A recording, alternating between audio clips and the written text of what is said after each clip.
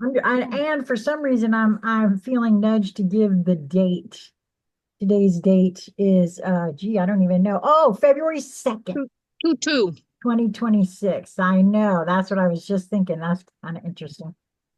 Okay, so we are on at the top of page 215, the interpersonal ethic for Linda Sue. So when so she could find that. Many things can go wrong, Julia interjected. Some people get inflated when in a group. They feel the power of an idea and express it. Then, because that burst of energy feels so good, they keep on talking long after the energy should have shifted to someone else.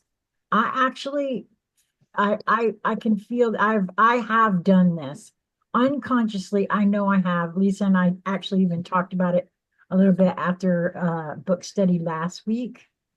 This has been so good for me because this is really helping me to self-reflect on, Me too. my own personal behaviors and how they have or have not worked for me. And not just have or haven't worked, but just recognizing them is all I'm going to say. Because Mhm. being a projector in the human design, I do get energy from others. That's the only way, actually, Mhm. according to that I do. And so but what I do with that, being conscious of what I do with that. But also, it applies to everyone because so I'm not a projector, Right. but for me, um, there's, as we know, where your attention goes, your energy flows. So Close. when you Yep. have an audience of any number, one or more in particular, like the greater the audience, the greater the focus, the greater the energetic boost really is. Right. Which is, we're using that dynamic right here in this book study group, are we Yeah. not? We're Yeah. consciously Yeah. saying, let's all Right. focus our energy on this material together, Good to know. and we are growing the material. Like it is coming alive for us because of our focus and attention. So Right. you can feel that it's a real thing, and it's good to do that self-reflecting because you can choose to work with it differently, like to assist you instead of work against you if you see your dynamic within it. But that's the only way that you can access that is through that self-reflection you were talking about, Sheila, so Right. that you can recognize what you do with the energy um, at any moment, at any point in time. So I just wanted to throw that in. No, I'm But glad that you I did love this. because it's actually helping me see too that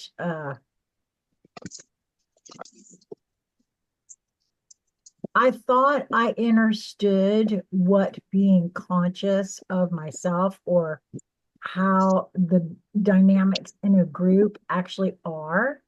And Yes. I can see now that, well, I might have had a little inkling, but this helps to really point out exactly where my consciousness was directed Mm.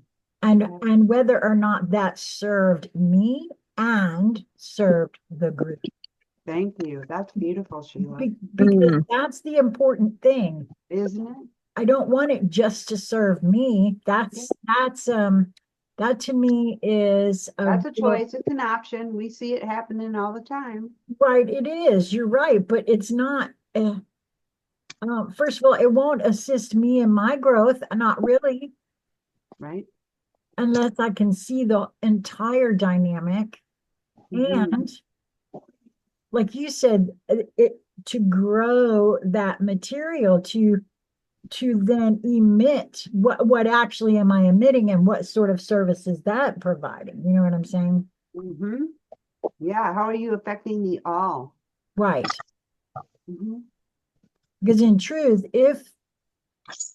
if my goal is to grow my conscious interactions, Okay.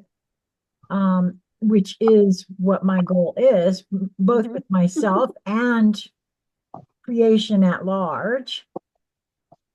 Well, it does, it will grow creation at large no matter what, but in what Yeah. manner and how, Yeah. How do you wish to contribute? right. Yeah, that conscious piece, because we're doing it unconsciously. Right. No matter what, that's happening. Yeah.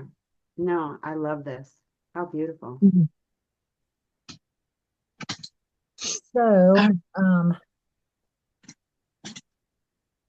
they feel the power of an idea and express it. Then, because of that burst of energy feels so good, they keep on talking long after the energy should have shifted to someone else. They try to monopolize the group. And I'm still somewhat guilty of that at the moment. It becomes a habit Yep.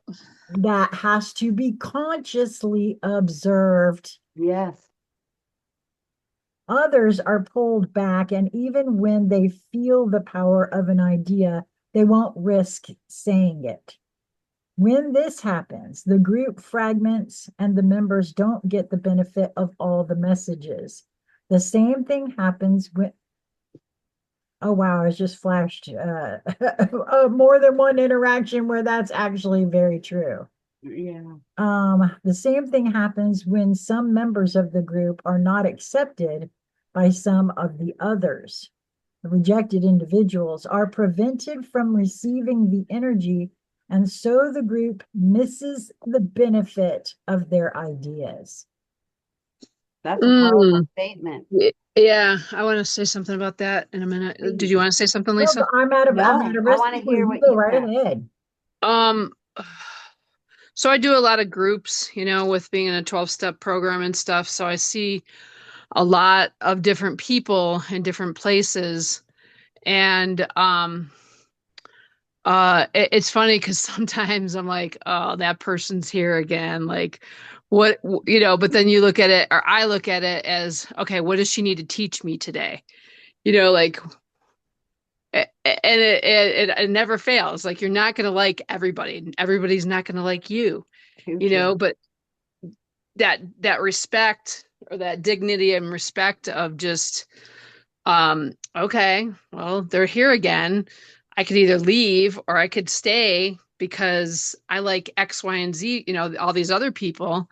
So let me see what she has to say. Maybe I'll take a nugget of what she says and leave the rest. I love that. So it's pretty powerful when you're in, especially a woman's group, or we all like to talk, right? So it's like, all right, slow down, Lori, let somebody else talk, that type of thing. And I have to tell myself that, because yeah, it's good to Well, it's I've good been to in that totally remind kind me. of situation Mm. myself, and I'll tell you what I have decided for myself in regards to that. Mhm. It sounds like you're experiencing some sort of trigger. Mm, And for me, if I'm triggered, there's something for me there to look at. mhm. There's Good a point. reason why I feel that way Right. Right. in regards to that other person. It's triggering something within me that perhaps I just don't wish to look at, because if I pick up my toys and go home because of this other person, Yeah. Hmm. then in truth, what I'm the one missing out now, because that person has shown me something within me that is begging for my attention, Right. absolutely begging, to the point that it's feeling this, triggering Well, within me. not only is it triggering, but there's an energy that I don't, there's certain people's energy. I don't know if you've ever met these kind of people. Like, I don't even want to hug them. You know what I mean? Like, Mm. discernment and things that are attached to them and stuff like that. It's like, nope, I don't need any of that. And I maybe I need to learn how to do, and I would ask both of you this. Do I need to put a covering on myself so that I don't, so something from them doesn't, this is making sense. Like, No, there's it's there's making a sense. certain energy that doesn't jive with me, and it's like, okay, you That's a can very listen to real them. thing. Okay. So yeah, I have to It is. cover myself almost. Well, and this is what I would say to that, because I've had lots of experience with that particular challenge. Mm. Um, and for me, I've learned that all the protection I need is unconditional love. And I know that sounds insane. And No, not at all. it took me a long time to master that from this is a long 13 inches From the head to sometimes. the heart. Yeah, because I understood it as a concept, but I couldn't behave that way, if that makes any sense. I had a hard time embodying that concept. But the Mm. more, so I did. And I'm going to use an occasion that happened to me involving a, a, a rape scenario. And Mm. it was a very scary one. And I could feel the intention to do harm and to cause as much fear and distress for me as possible. And I Wow. wasn't alone. There were two of us, and we were separated and taken to separate wings of the house. And it was premeditated. And the moment we walked in, I felt it's a trap. But, Yeah. we were too polite to act on that impulse. Um, and so at a certain point, when I realized the scope of what I had gotten myself into, hit me. And a part of me surrendered to the moment. I'm just going to put it that way, where I could describe it as accepting the situation for what it was, seeing it Right. and accepting it instead of resisting it and rejecting and fighting it. Because I think that was what they were looking for, if that makes Right. any sense. Yes. And so I went full into unconditional love. And I'm just going to say it. I chose to make love to this man. And I spoke to him as though he were a cherished lover. And I Mm. totally disarmed him. He could not follow through with hurting me. And because I turned it into something I chose to gift him rather than something he stole from me, Oh my it goodness. changed everything in ways that still affect me to this day. And I cannot unsee that. Okay. So I have over the years been able to embody that because that has come up in my mind in more than one situation since then. Situations that are not life and death, that it's Okay. easy for me to walk away from you and go, well, hasta la vista, baby. I don't have to put up with your shit.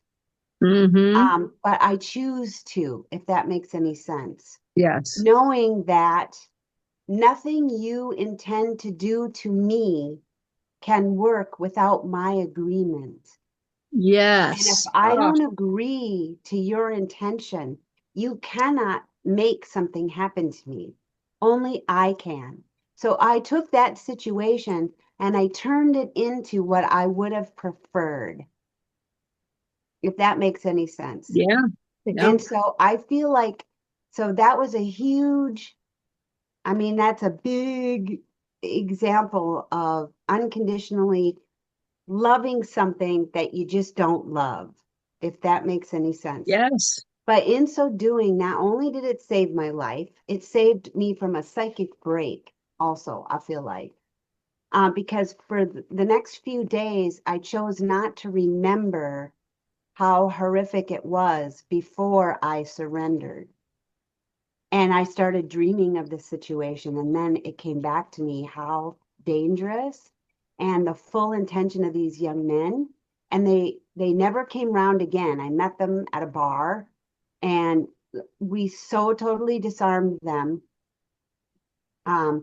that they never returned. I don't know if that isn't protection. I don't know what is. Yeah. And I even was confused. Like I allowed myself to think it was something other than what it was, if that makes any sense, for a few days to protect my own being. So now, because I've had such an extreme experience with it, Lori, it's easier for me to extend that gift to anyone and everyone. So when I get that triggered feeling within me, I'm allowing that to inform me that there is something in here that is stopping me from choosing to love unconditionally. And I'd Mm, rather look at that because I know the power of love unconditional. I wow. know it. And Yeah, you do. Yes. I'm not going to ignore it ever again because that's a choice I chose to make. My Right. life feels more delicious and I feel more powerful. And this world is a less scary place for me from that point of view. That everyone is another version of me. And that when I love me fully, which also includes you from this perspective, I can't go wrong. I can't have a bad experience, if that makes any sense. Yes. Well, Wow, Lisa, that was powerful. wasn't it? Okay, And I will take that a step further for myself because I've please. heard this before. Mhm. And it makes so much sense to me on so many levels. Lisa has also shared with me the words from Amelia Benz in regards to consent. Mm, And because I used Good to, point.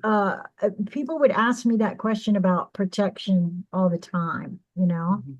and I always feel like, and I still feel that way, and it's partly based on Lisa's story and also the words of Amelia Benz. It makes so much sense to me now.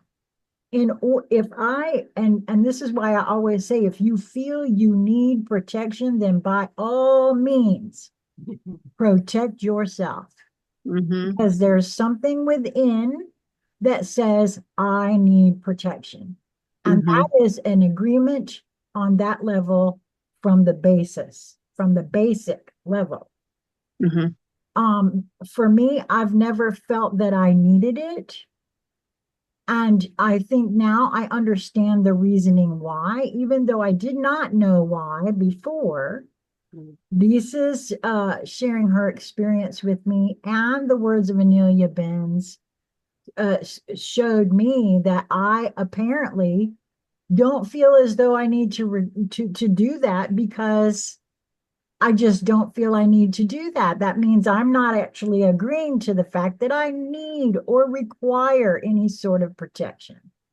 And it's okay. part, and I now kind of understand the why of it, Yeah. because on that level, the other thing that you've also said, Lisa, I would like to bring forward here is that by knowing and exuding that unconditional love, that nullifies everything else, It which is does. exactly what Anything lower dissolves in its presence. It can't do Mm, anything else. It's which a makes a whole lot of sense as to why that rape did not move forward. mhm, It nullified that frequency.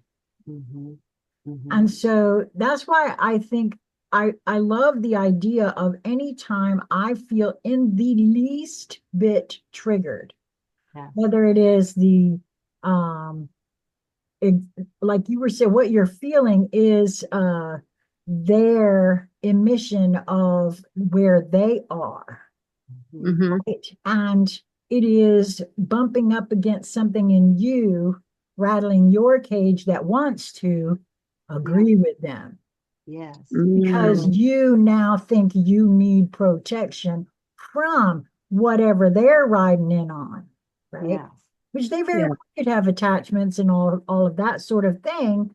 And that attachment could possibly be rattling your cage, Yes. wanting access to you, but you have to agree to allow it. Yes. mm, And that trigger is a, hey, I'm here. Why don't you let me bother you some? And if Mhm. it does, unexamined, that's an agreement. You right. Right. where I'm As long going as with that. you say, I see a scary monster trying to harm me, that's the agreement. And That's it's right. subtle, but it's real, and it is Right. agreement nonetheless. Yeah. And now Yeah. we're off to the races because you feel you need to protect yourself. And now that scary monster can ride around and scare you at every chance. Right. And the Right. more you succumb to that or agree to that kind of play, the bigger and more pervasive it is, because that's how we create our reality. What you focus on expands. And then Mm. it becomes a self-fulfilling prophecy. Like you say, well, I'm a victim because X, Y, or Z happened. And so you are issuing an invitation to the universe to more of that, please. I feel Yeah. like that's who I am. And so the universe says, come and right up, because the universe loves you unconditionally and says, there is nothing I will withhold from you. And so Mm. if you feel yourself as a victim, then you may have all the victim experience that you require or choose or invite. And it's just a matter of getting to understand, beginning to realize the mechanics of our own creation. How do we create? Because it's one thing to say, well, you created that. People, especially people who've experienced something horrific happening to them, they say, I would have never created that. I did not create that. This one over here created that. And there's an awful Because lot of it's stuff out there in the light worker world about, oh, well, you're just victim blame, shaming or victim blaming the blaming. victim. Well, Yeah. No. actually, that's not an empowering stance to take, victimhood. No. It No. isn't. And the only way out of it is to become empowered. So ask yourself, what do I have power over here? This is how I discovered it myself. I decided to ask the right questions. I stopped asking because of my childhood trauma and experiences there, took that off into the world in my 20s. And of course, I had lots of victimizing situations, one after the other, presenting themselves to me. And I kept asking, why does this always happen to me? Why me? Well, that is a victim question. That's not a victor's question. Mm-hmm. And so I began to ask a brand new question, which is, what can I do? How can I overcome? Um, what would make me feel safe? Just different questions that felt empowering to me. And the answers came to my question every time. And I followed them, kind of like we were reading earlier in the book. You hold the question in your head, and then you look around, and the answer will be in your field. But you have to ask the question with the expectation it's already answered. And it is my job now to receive, to see, to recognize the answer. And Mm. so that's what I began to do. And I was shown in every which way I needed to be what the solutions were to every problem. And I still use that. Did my problems stop? No. But I'm resolving my problems in a quicker time, and I have a solid way that I can use that works every time to solve my problems. So that's a Mm. beautiful thing. If you're waiting for problems to disappear, Yeah. No. that's not going to happen here, because this is not the game we're playing. Right.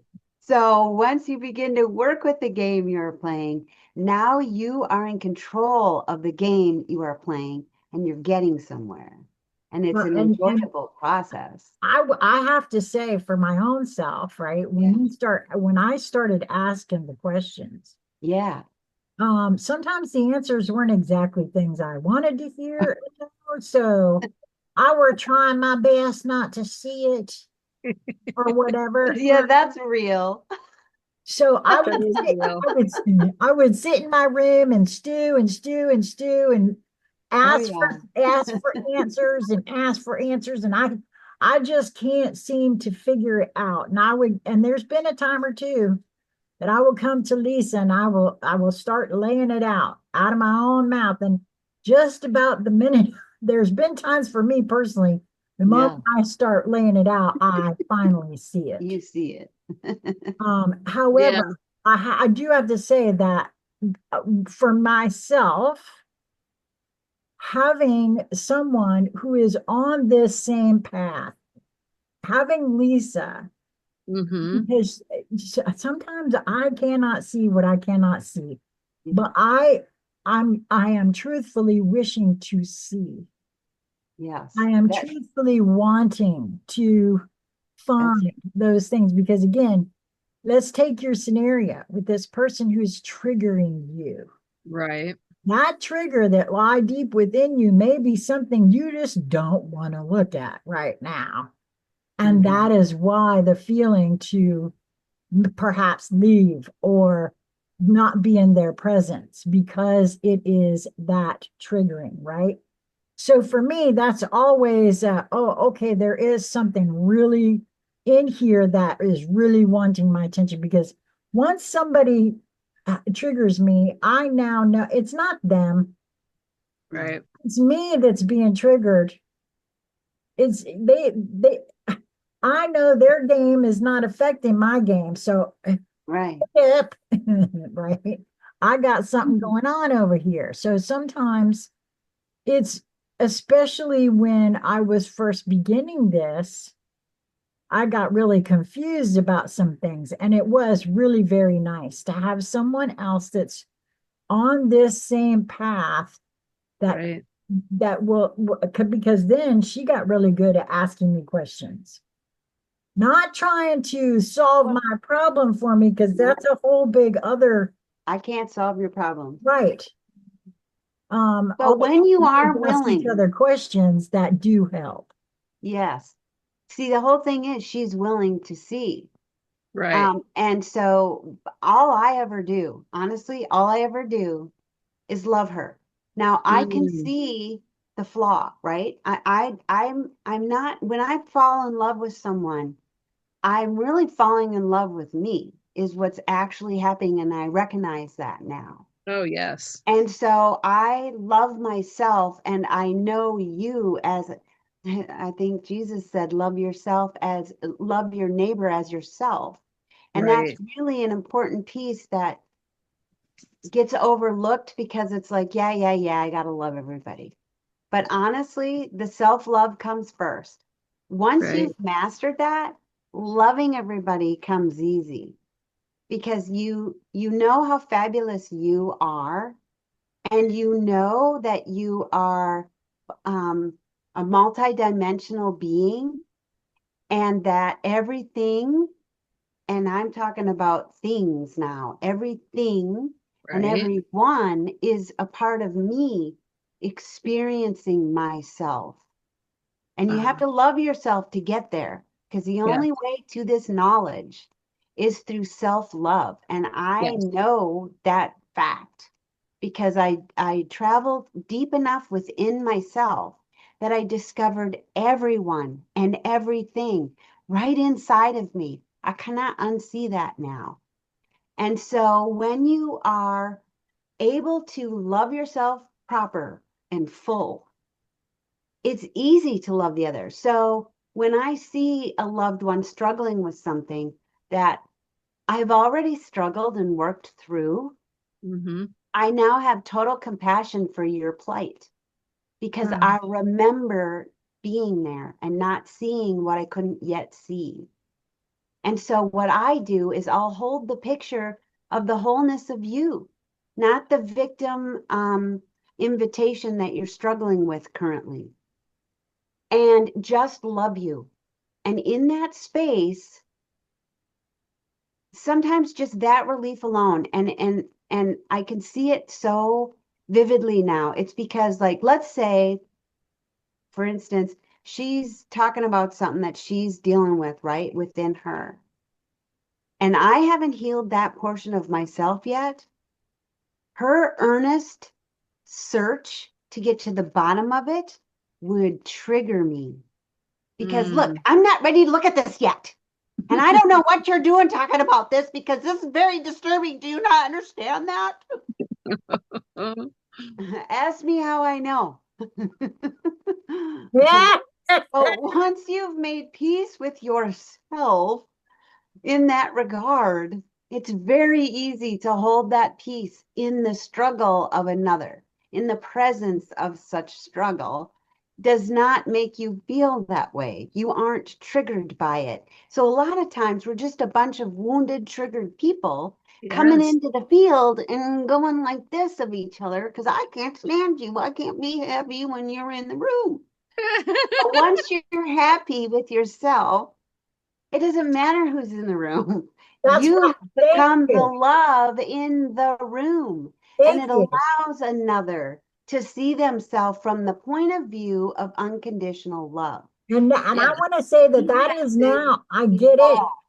I get exactly why I have been so, it's been so quick for me in those times when I'm speaking it out to you, Yeah, because you're sitting there holding the picture of my actually getting it and not being in the swirly place. And the moment I actually say the words out loud, now I can see it in your presence where I couldn't right. before. She hasn't opened And her all mouth I've yet about done is focused some of my love and clarity on her so that she can resonate or rise up to it or share the same point of view if she wants to. But just Right. because I do this doesn't mean that the other person will automatically get it. It doesn't. It can, Right. because they have to choose to get it. They Right. have to want to see it. So you It's can't a mirror. manipulate another. Yeah. Go ahead. Yeah, sorry. It's a mirror. Like you're Yes, what I had a vision of you were showing Sheila beautiful. a mirror and Hmm. said, "See this? This is love." And share that love. And so I get it. And one of the biggest things that I work on is not having resentment against others, because I could, that root of bitterness could be really strong in me, but I've let go of a lot of resentments to others. Well, let me So I Yeah. have ask you, like what do you think that is? What when that arises within you, right, with the ideas that she and I were just speaking towards, right. what do you think that is? What would you classify that to be That now within yourself? that would be the unconditional love of loving this person, even that they might have hurt me in the past. It's the forgiveness. And then it's ultimately like I can love everyone in this world. Doesn't mean I have to live with them or and that stuff, but I can at Right. least have that love and compassion for them and Hmm. let that go. Let go of that bitterness or that anger or whatever it is that they caused. I forgive, like forgive people, because holding the resentment is like taking the poison, and you're taking the poison. They're not Right. they're not They're doing it. fine. They survive and it's killing you. Right. All right. Well, Yep. for me, the reason I asked the question is that for me, if there is still a root of resentment or bitterness or anything like that in their presence, that's still something within me that is holding on, that I haven't yet seen. Because the very first person that I have to forgive is myself. Right. And if I haven't forgiven myself for something, then whatever that is producing within me, there's something still in me, Yes. because it doesn't. I've become now. I listen, when I first started this, I just wanted Lisa to tell me what she knew so I could, come on, let me, I'm smart cookie, I can pick it up, let's go. Right. But that's not how any of this works. I now get that on a very huge level, because it's Yeah. levels and layers of different stuff that I still, have in here, right? And Hmm. that's one of the things that I was struggling with specifically, Hmm. because I thought, well, if I could just let it go, then this Mm-hmm. person over here that's causing all of this within me won't cause that.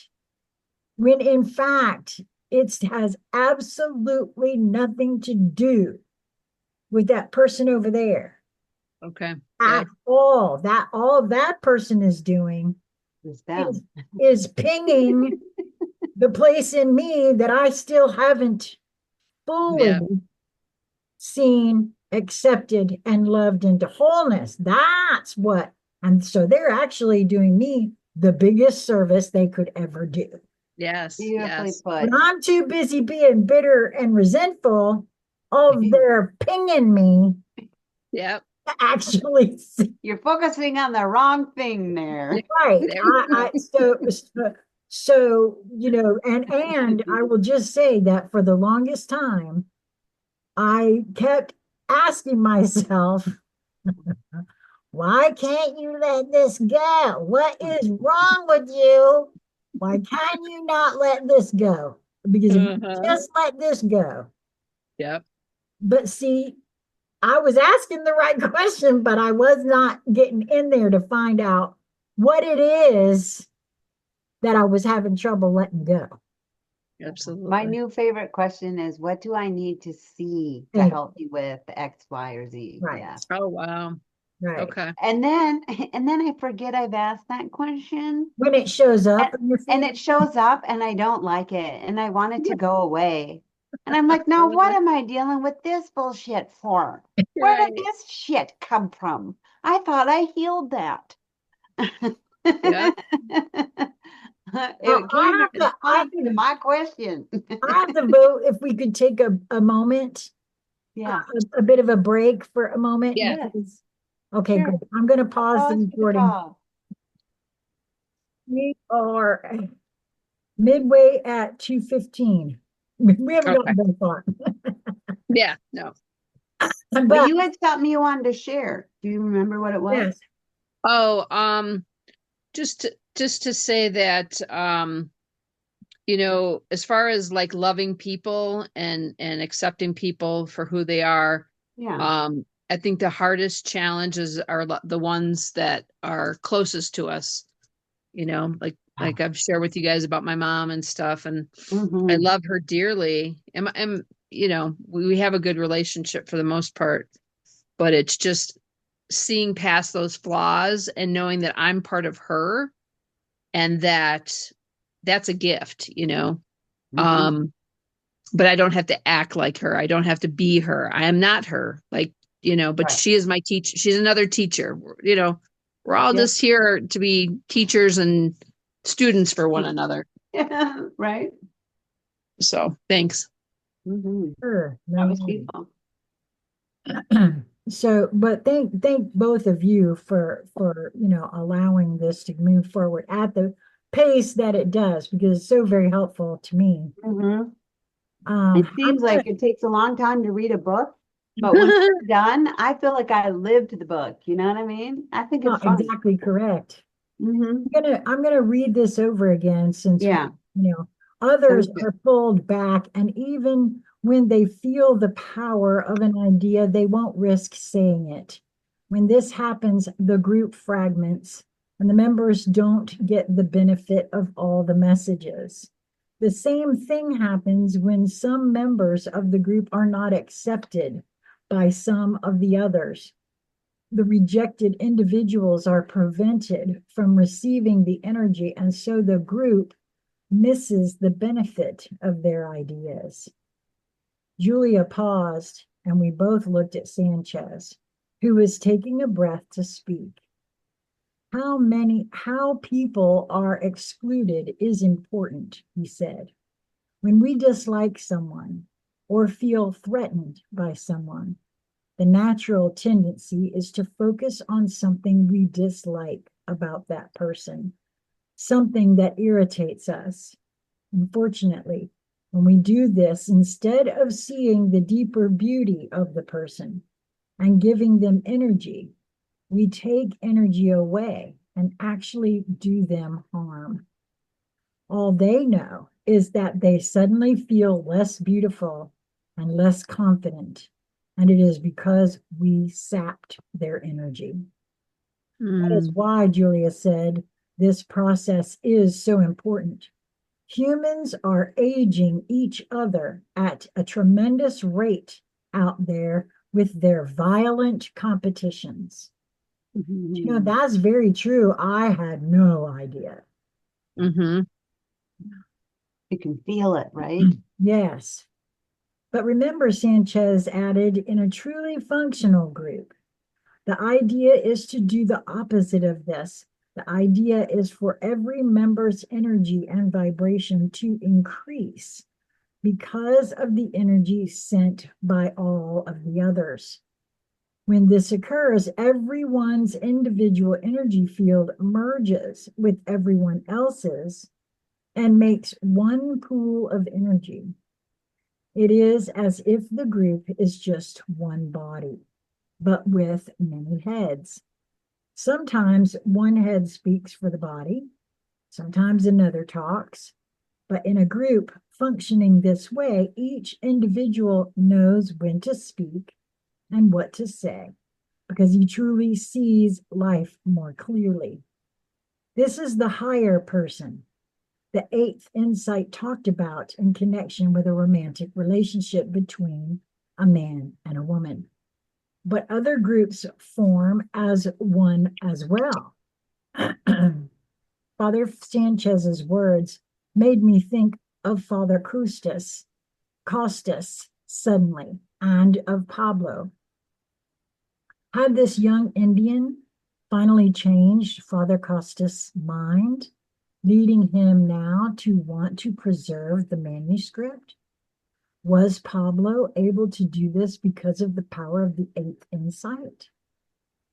Where is Father Costas now? I asked.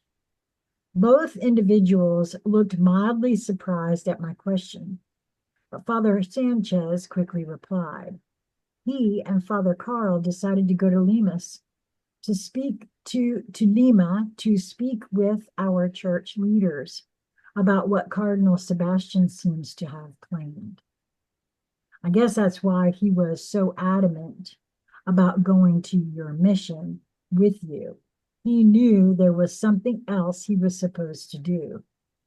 Exactly, Sanchez said.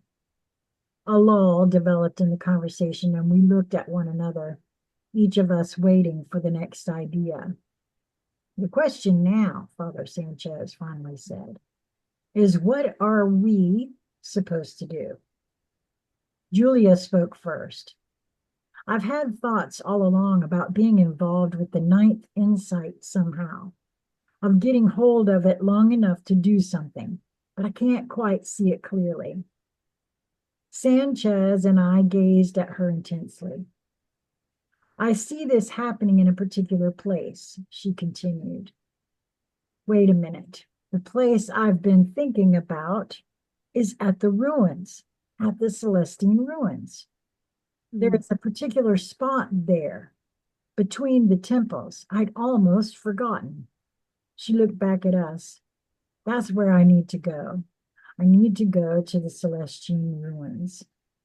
As Julia finished, both she and Sanchez shifted their gaze to me. I don't know, I said. I've been interested in why Sebastian and his people are so against the manuscript. I found out it's because they fear the idea of our inner evolution. Now I don't know where to go. Those soldiers are coming. It appears that Sebastian is going to find the ninth insight first. I don't know. I've been thinking I'm involved somehow in convincing him not to destroy it. I stopped speaking. My thoughts went to Dobson again, and then abruptly to the ninth insight. I suddenly realized that the ninth insight was going to reveal where we humans were going with this evolution. I had wondered how humans would be acting toward each other as a result of the manuscript. And that question had been answered with the eighth insight. Now, the logical next question was, where is it all going to lead? How will human society change? What had to be, that had to be what the ninth was about. I knew somehow that this knowledge could also be used to erase Sebastian's fears as conscious evolution about conscious evolution, if he would listen.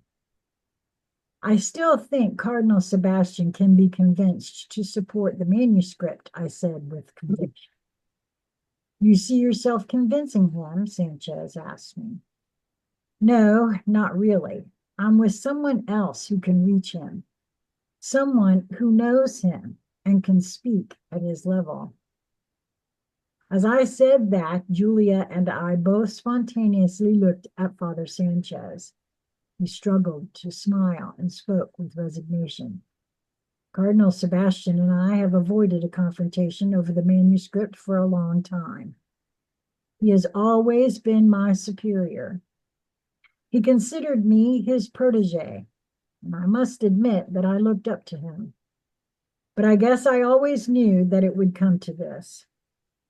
The first time you mentioned it, I knew that the task of convincing him was mine. My whole life has set me up for it. Why did that make me want to bawl? I think because there are things that I've been shown. And see, I think that we get shown things and we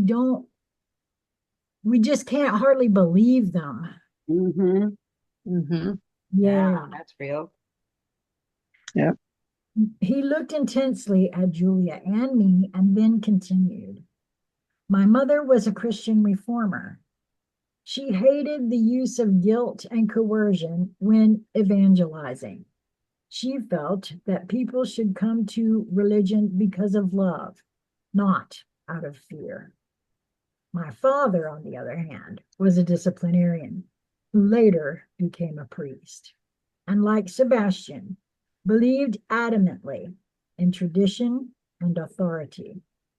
That left me wanting to work within church authority, but always seeking ways it should be amended so that higher religious experience is emphasized. Dealing with Sebastian is the next step for me. I've been resisting it, but I know I have to go to Sebastian's mission at Iquitos. I'll ride with you, I said. Now we're in the emerging culture. The road north wound through dense jungle and across several large streams, tributaries. Father Sanchez told me of the Amazon. We had risen early and said a quick goodbye to Julia, then left in a vehicle Father Sanchez had borrowed, a truck with raised, oversized tires and a four-wheel drive. We traveled, the terrain rose slightly, and the trees became more widely spaced and larger. This looks like the land around Vicente, I told Sanchez. He smiled at me and said, we've entered a 50-mile stretch of land about 20 miles wide that is different, more energized. It runs all the way to the Celestine ruins. And just then I was flashed the portal in the backyard and how it grew just now as I read that. Oh, interesting. Yeah. On all sides of this area is pure jungle. Far to the right, at the edge of the jungle, I noticed a patch of cleared land. What is that? I asked, pointing. That, he said, is the government's idea of agricultural development.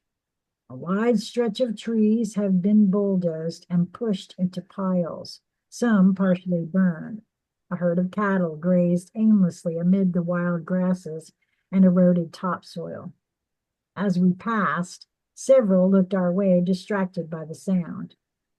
I noticed another patch of freshly bulldozed land and realized the development was moving toward the larger trees where we were traveling through. That looks awful, I said. It is, Sanchez replied. Even Cardinal Sebastian is against it. I thought of Phil. Maybe this was the place he was trying to protect. What had happened to him? Suddenly, I thought of Dobson again. Connor had said Dobson intended to come to the inn. Why had Connor been there to tell me that? Where was Dobson now? Deported? Imprisoned? It did not escape my notice that I had spontaneously perceived an image of Dobson in connection with Phil. How far away is Sebastian's mission? I asked. About an hour, Sanchez replied. How are you feeling? What do you mean? I mean, how is your energy level? I think it's high, I said. Lots of beauty here. What did you think of the talk we three had last night? He asked. I thought it was amazing. Did you understand what was happening? You mean the way ideas were bubbling up in each of us at different times? Yes, but the greater meaning of that, I don't know. Well, I've been thinking about it, this way of consciously relating. And it's not lost on me in this very moment, Lisa, that our first endeavor was called Conscious Conversation Central. Because that is what I've been craving all along, and I know. Yeah, me too. Me too. Wow. Me three. Well, you're in it now, kiddo. So Yeah, man. Yes. Grateful. this way of Me too. consciously relating, in which everyone attempts to bring out the best in others rather than to have power over them, is a posture the entire human race will eventually adopt. I couldn't agree more.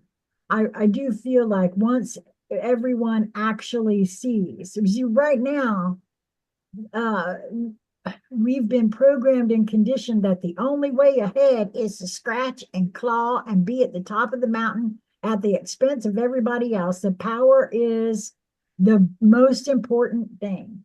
And that's so not true. True. So and we are all going to come to that knowledge sooner, hopefully rather than later. Absolutely. Think of how everyone's energy level and pace of evolution will increase at that point. Right, I said. I've been wondering how human culture will change as the overall energy level rises. He looked at me as if I had hit the exact question. That's what I want to know too. We looked at each other for an instant, and I knew we were both waiting to see who would have the next idea. Finally, he said, the answer to that question must be in the ninth insight. It must explain what will happen as the culture evolves forward. That's what I think, I said.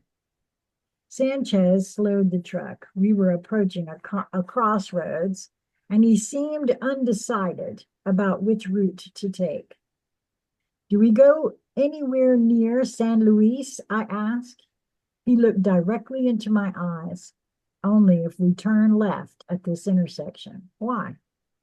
Connor told me Dobson had been planning to come through San Luis on his way to the inn. I think it was a message. We continued to look at each other.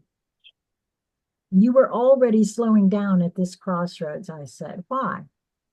He shrugged. I don't know. The most direct route to Iquitos is straight ahead. I just felt hesitant for some reason. A chill shot through my body. Sanchez raised one eyebrow and grinned. I guess we had better go through San Luis, huh? I nodded and felt a rush of energy. I knew that stopping at the inn and making contact with Connor was taking on more meaning. As Sanchez turned left and proceeded toward San Luis, I watched the roadside expectantly. 30 or 40 minutes passed and nothing happened. We rode through San Luis and still nothing of note occurred. Then suddenly a horn blew and we turned to see a silver Jeep roaring up behind us. The driver was frantically waving. He looked familiar. That's Phil, I said. We pulled to the side of the road, and Phil jumped out and ran to my side of the truck, grabbing my hand and nodding at Sanchez. I don't know what you're doing here, he said, but the road ahead is full of soldiers. You'd better come back and wait with us. How did you know we were coming? I asked. I didn't, he said.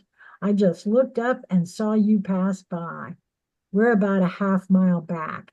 He looked around for a second, then added, "You better get off this road." "We'll follow you," Father Sanchez said. We followed as Phil turned his Jeep around and headed back the way we'd come. He turned east onto another road and quickly parked. From behind a group of trees, another man walked out to greet the vehicle. I couldn't believe my sight. It was Dobson. I climbed out of the truck and walked toward him. He was equally surprised and hugged me warmly. "It's great to see you," he said. "Same here," I replied. "I thought you were shot." Dobson patted my back and said, "No, I guess I panicked. They simply detained me. Later, some officials sympathetic to the manuscript let me go. I've been running ever since." He paused, smiling at me. "I'm glad you're all right. When Phil told me he had met you at Vicente and then was arrested with you later, I didn't know what to think. But I should have known we would run into each other again. Where are you headed?" "To see Cardinal Sebastian. We think he intends to destroy the last insight." Dobson nodded and was about to say something, but Father Sanchez walked up. I quickly introduced them. "I think I heard your name mentioned in Lima," Dobson said to Sanchez, "in connection with a couple of priests that were being detained." "Father Carl and Father Costas?" I asked. "I think those were the names, yes." Sanchez only shook his head slightly. I watched him for a moment. Then Dobson and I spent several minutes describing our experiences since being separated. He told me he had studied all 8 insights and seemed anxious to say something else, but I interrupted to tell him that we had met Connor and that he had returned to Lima. "He'll probably be detained himself," Dobson said. "I regret I couldn't get to the inn in time, but I wanted to come to San Luis first to see another scientist. As it turned out, I couldn't find him.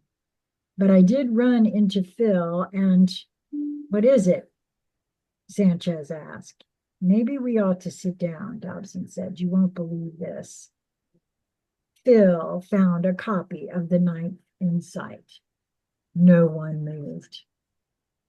"He found a translated copy?" Father Sanchez asked. "Yes. Phil had been doing something inside his vehicle and was now walking toward us." "You found part of the 9th?" I asked him. "I didn't find it, really," he said. "It was given to me. After you and I were captured, I was taken to another town. I didn't know where. After a while, Cardinal Sebastian showed up.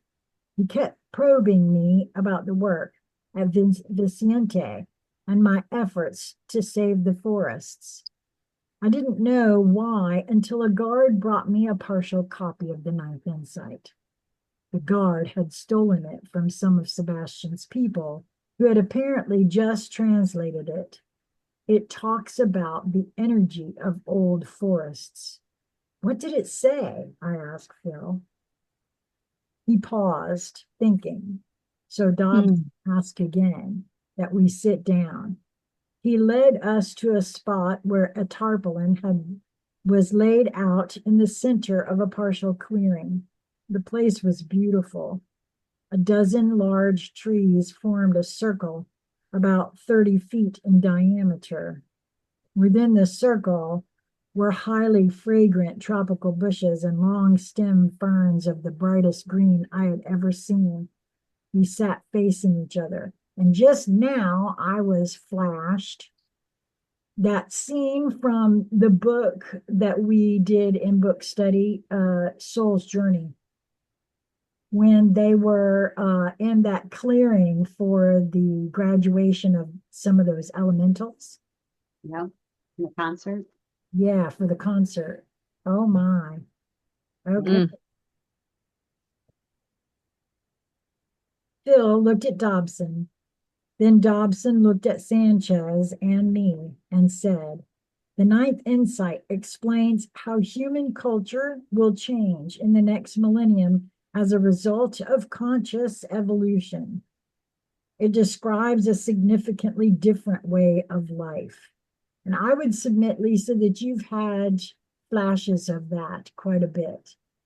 Those flashes of your speaking to the trees as they produce fruit for you to. Yeah, I've had visions of like living in a forest, a rainforest type setting. And it was a whole new way of communing or being with nature itself and communicating to the trees, to everything actually. But in one scene in particular, it was a fruit tree. And I first asked, may I have the fruit? And it was like a mutual experience. The tree got to experience me, and I experienced the tree through the enjoying of the fruit. And Mm. it was very intimate, act of sacred love. I don't know, it was very moving and it stuck with me. Like, wow, I think that's where we're going, I or think I that's what am this is anyway. speaking about. To be honest with you, Felt it real. feels like it. It just feels like that's what this is speaking about to me. Yeah, I think you're right. Mm. A new way of interacting with our environment. Right.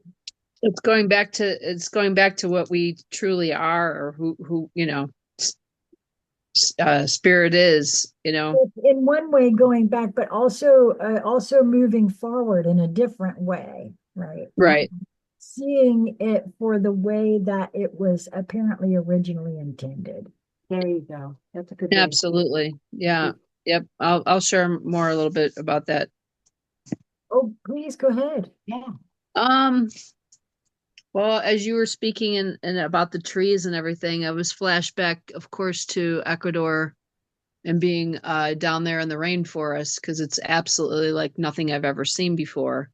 Yeah. And the only thing that this past summer that would even like come close to it was the forests up in Oregon and Washington especially.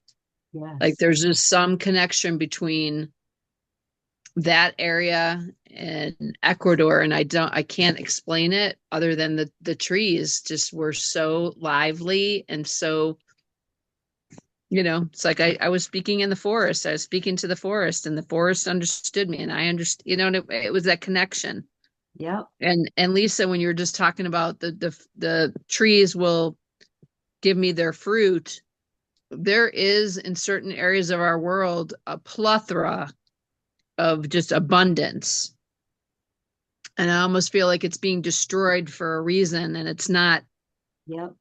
Yeah, more will be revealed on that, but at the same Mhm. time, like there's a plethora of we will never be hungry because the trees just continue, and they always have and they always will. It's not just fruit, it's mushrooms and vegetables and Nuts.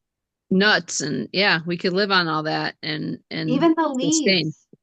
Yeah, oh, Sheila and I absolutely. enjoy tree leaves all the time. Yeah, absolutely. Yeah, there's certain flowers. There's certain Yeah, there you flowers that you go. can eat Yes. too. Yes. So it rings really deep in me because I've been there before. The past life has we've lived there already. We have Yeah. to be reminded where we come from. So thank you. Oh, no, that was a good point. Thank you for bringing that forward. Yeah. I'm going to read that last sentence again. Sure. The ninth insight explains how human culture will change in the next millennium as a result of conscious evolution. Mm. Describes a significantly different way of life. For instance, the manuscript predicts that we humans will voluntarily decrease our population so that we all may live in the most powerful and beautiful places on earth. But remarkably, many more of these areas will exist in the future because we will intentionally let the forests go uncut so that they can mature and build energy. I do feel and I want to say this. I know that in this moment of now, it would appear that that's not ever going to happen and blah blah blah blah blah. I personally feel like a lot of that is that's the messaging that is portrayed, and it is purposefully done so to disempower.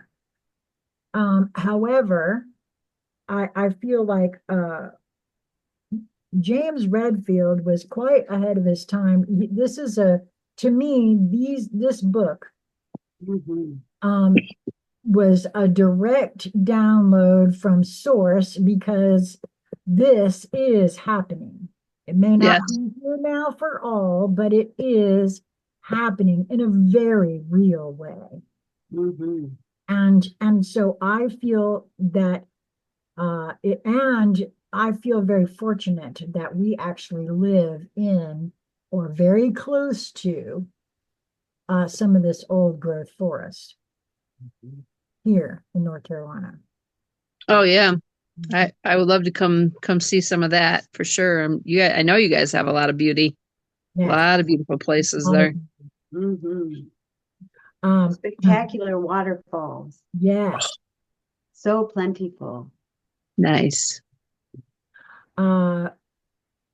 But remarkably, many more of these areas will exist in the future because we will intentionally let the forests go uncut so they can mature and build energy.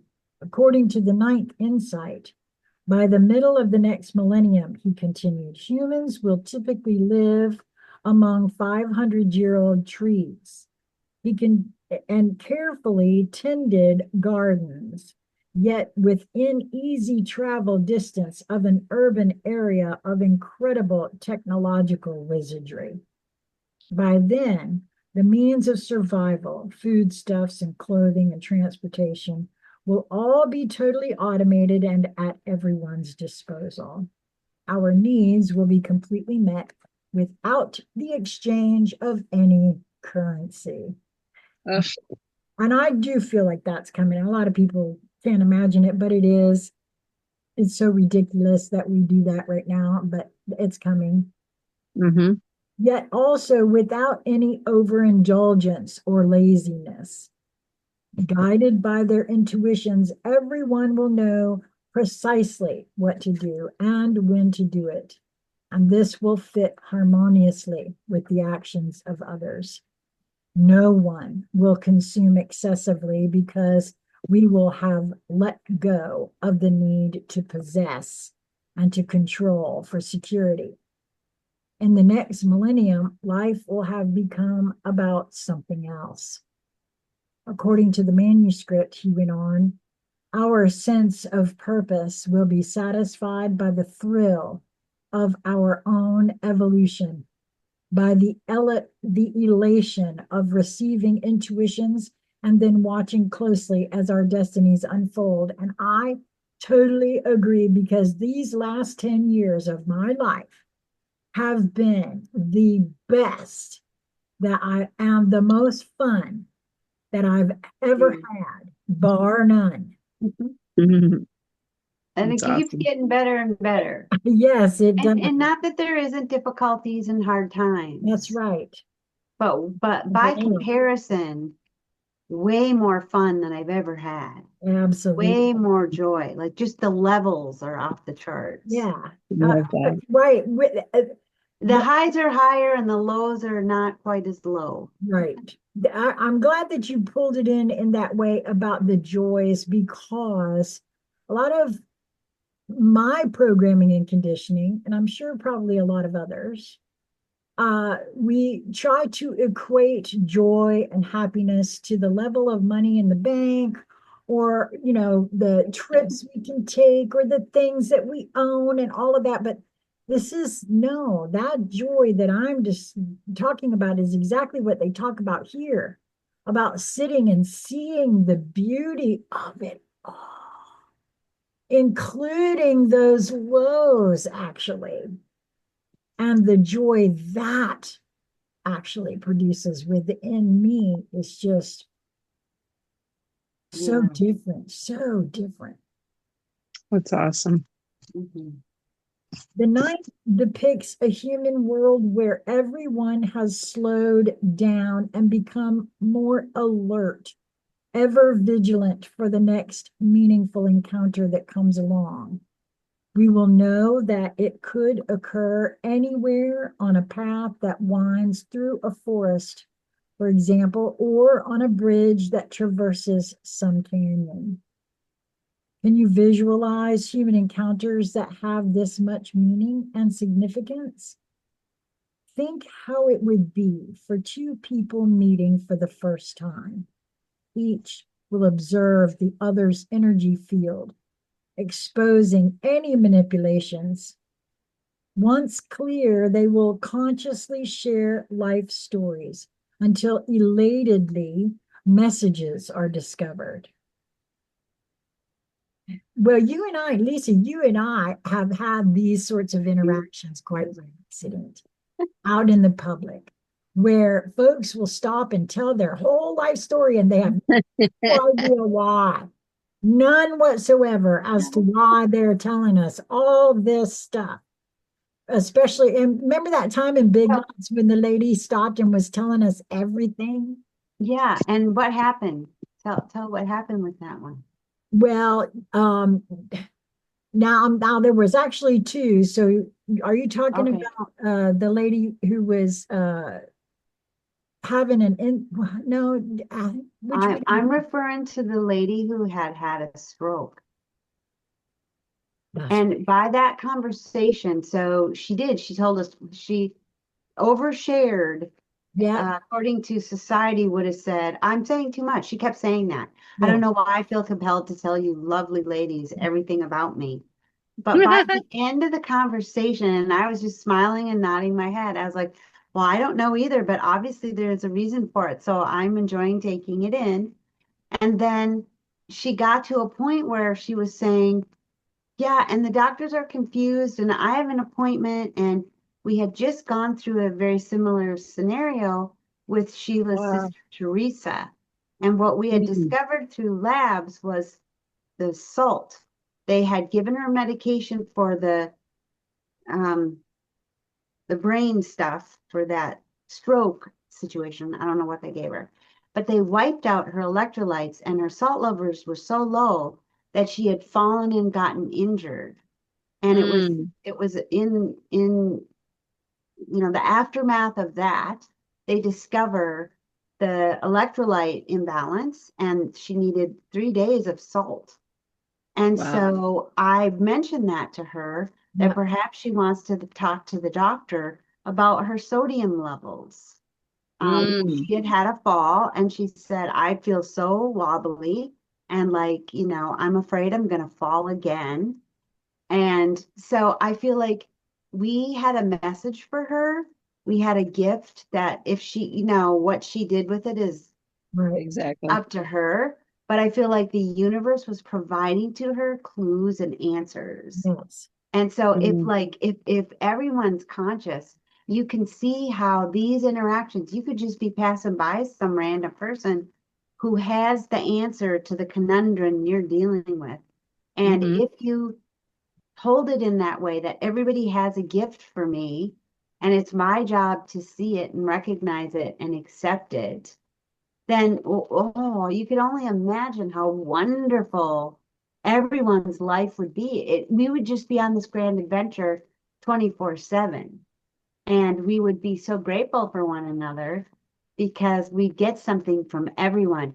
And it wouldn't be the grabby steal something from everyone, but that gift offered through unconditional love hits different. Yes. Yes, it certainly does. Wow. I just feel like this is describing exactly what, because I think it's happening even though we don't really understand what it is that we're seeing, because there's That's right. been many, many times. I also recall the time that we were, you and I had set up for like a yard sale type thing inside that building. And the lady came and sat with you for, oh, I don't know, a good almost hour. And it was like she was debriefing with you. Yes. Remember? It was so very interesting how all of those things just take place when we allow. Well, and it was from that conversation that I was introduced to Mount Pilot and we went there. That's right. And lots of Exactly. synchronistic things happened along that journey. That's right. So, yeah, like we all have gifts for each other. But Yes. you have to be aware of that and look for that and accept that, you know. Right. It's really there. And you can imagine then if all of us were to play in that way, that manner by choice, oh, I can't wait to see what we do next. You know, because that's truly our greater being, you know, there's only one being here. Right. And that greater being gets to express itself through everyone. We have no idea what it's thinking of and what it would like to play with until we cooperate. And then it all unfolds because none of us will have the piece. We all have a piece, and all of the pieces must come together to create the big picture, or, you know, the dance in its entirety, Right. because each one of us has our choreographed step. And, you know, a dance is not created by one step. It is many choreographed steps that create the one dance. Right. And so I'm fascinated by what does Source have in store for me? Because so far, I know from my past experience, when I'm aligned with my greater being, those are my highest and purest and tastiest and joyous experiences to date. Yep. And so I just, the awe of having that happen on that level Right. keeps me alive. I know. Yes. I want The to journey play. continues. Yeah, the journey continues. And wow, I love that. That's, you know, it's not just a step, it's, you know, several steps to make a dance. Yep. Yeah, there's a lot there. There's a lot of goodness there, Lisa. Thank you. Oh, you're welcome. Thank you for bringing it I'm going to forward. read that one last sentence over again before I move forward. Once clear, they will consciously share life stories until elatedly messages are discovered. Afterward, each will go forward again on their individual journey, but they will be significantly altered. They will vibrate at a new level and will thereafter touch others in a way not possible before their meeting. As we gave him energy, Dobson became ever more eloquent and inspired with his description of the new human culture, and what he said rang true. I personally had no doubt that he was describing an achievable future. Yet I also knew that throughout history, many visionaries had glimpsed such a world. Marx, for example, yet had no way been found to create such a utopia. Communism had become a tragedy. Even with the knowledge imparted in the first 8 insights, I couldn't imagine how the human race could get to the place described by the 9th, considering human behavior generally. When Dobson paused, I voiced my concern. The manuscript says, our natural pursuit of the truth will lead us there. And what do we got going on right now? Everybody wants to know what's true. What is true? And Mhm. everyone is in pursuit of it. So We're on our way. we're right on the money. Dobson explained, looking directly at me, but to grasp how this movement will occur, perhaps it is necessary to visualize the next millennium in the same manner you studied the current one with me on the airplane. Remember, as though you were living through it in one lifetime. Dobson briefly informed the other men of the process and then continued. Think about what has occurred already in this millennium. During the Middle Ages, we lived in a simple world of good and evil defined by the churchmen. But during the Renaissance, we broke free. We knew there had to be more to a man's situation in the universe than the churchmen knew, and we wanted the full story. We then sent science out to discover our true situation. But when this effort didn't provide the answers we needed right away, we decided to settle in and turned our modern work ethic into a preoccupation that secularized reality and squeezed the mystery out of the world. But now we can see the truth of that preoccupation. We can see that the real reason we spent 5 centuries creating material supports for human life was to set the stage for something else, a way of life that returns the mystery to existence. That is what the information now returning from the scientific method indicates. Mankind is on this planet to consciously evolve. And as we learn to evolve and pursue our particular path, truth by truth, the ninth insight says the overall culture will transform in a very predictable way. He paused, but no one said anything. Obviously, we wanted to hear more. Once we reach the critical mass, he continued, and the insights begin to come in on a global scale. The human race will first experience a period of intense introspection. And I'm seeing a certain pandemic where you and I had a conversation that said, could this be the event where everybody is asked to ask themselves lots of questions and stay home and have the time to do just that? Yes, we had our modus operandi interrupted and had a minute.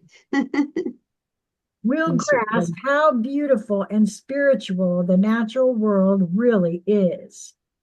We'll see trees and rivers and mountains as temples of great power, to be held in reverence and awe. We'll demand an end to any economic activity that threatens this treasure, and those closest to the situation will find alternative solutions to this pollution problem because someone will intuit these alternatives as they seek their own evolution. Now I'm being Flash Foster Gamble. This will be part of the first great shift that will occur, he continued, which will be a dramatic movement of individuals from one occupation to another, because when people begin to receive clear intuitions of who they really are and what they're supposed to be doing, they very often discover they're in the wrong job and they have to jump to another type of work in order to continue to grow. The manuscript says that during this period, people will sometimes change careers several times during their lifetimes. The next cultural shift will be an automation of the production of goods. To the people who are doing the automating, the technicians, this will feel like a need to make the economy run more efficiently. But as their intuitions become clearer, they will see that what automation is actually doing is freeing up everyone's time so that we can pursue other endeavors. And I want to pause here and say this, what I've been feeling, particularly in the whole thing with AI and everything else, right? And we've had this happen in this household quite a bit. The production of goods has gotten so ridiculously out of hand that there is loads and loads and loads of things being thrown away, but also in the name of the economy and the consumerism. It used to be that goods were produced with an eye towards lasting, and now it's planned obsolescence, again, for the good of the economy. Once this actually takes hold in the minds that will, because it's already taking hold, and it scares the bejesus out of those who are making all the do re mi and don't think they can live without money. Going back to producing goods that last rather than goods that will intentionally fall apart in 2 years, because that's about the size of it. That's where I feel like we will eventually be, where, because we were looking at, remember we were talking just about refrigerators again the other day and how they used to, and stoves and things like that, and how they would last for practically forever, and how that just isn't the case anymore. I feel like this is what this is speaking to as well. Yeah. And just to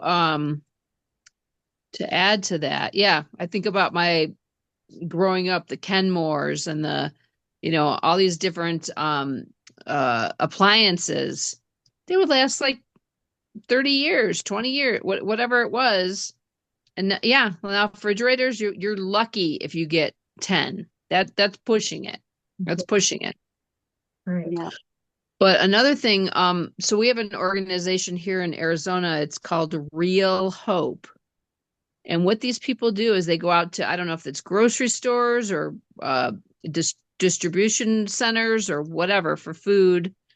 They go and actually, they call it, they save the food because it's just about to expire. And guess where all that food goes when it expires? Trash. Garbage can. No, I know. You, That's what I'm you saying. would not believe, you give a $20 donation. I got about $300 worth of food. I just gave a lot of it away because I'm not going to hoard it for myself. Fresh kale, fresh cucumbers, squash. I mean, I had like this big box of stuff, and I just not going to eat it by myself. So you would not believe the stuff that they were giving away. It was unbelievable. But that's what that. Or It is. That's why I say it is proof to me that it's being overdone. Oh, absolutely. Well, I see. And then thrown away. We're 4 minutes before 3 o'clock, and we're at a new paragraph. So I guess we'll just stop there. Okay. So that's the end of 224. Let's see. Let me go back here for a second. Now I've closed my book. Where is it? In